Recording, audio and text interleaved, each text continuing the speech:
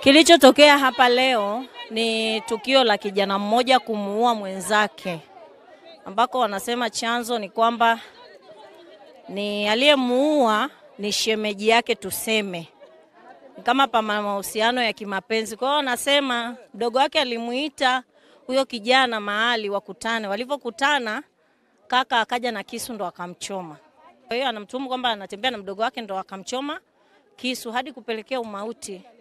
Na hivi unavyoona ni wananchi wamefika hapa kwa ajili ya uchungu kama kijana wao. Na aliyeuliwa, ukija ukiangalia, aliyeuliwa ametoka kata ya Sokonwani, aliyeua ametoka kata ya Mlimani.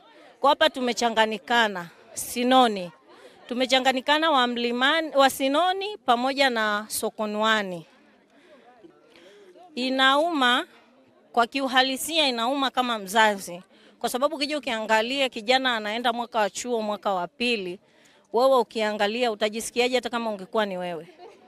Lakini tunaomba mwenyekiti amekuja hapa yote 9-10, mwenyekiti amekuja hapa ametoa lugha ambazo mwenyekiti wa mtaa wa Sinoni amesema kwamba sisi kwa mtaa wa Sokonwani hatujazipenda, kwa sababu amesema kwa nini mnashirikiana na watu wa Mbezi, ambao watu wa Mbezi ni kata ya Sokonwani.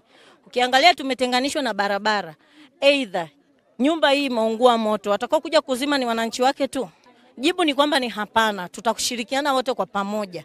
Lakini sasa akitoa hizi lugha za uchonganishi, anatuweka kwenye mashaka kwamba je, mwenyekiti anavyosema kwamba kwa nini tunashirikiana, anasema kwamba watu wa Mbezi ndio wamekuja kuvunja hii nyumba vioo. Sisi wa Mbezi hata kama tumekuja kuvunja vioo, alikuwepo kwanza?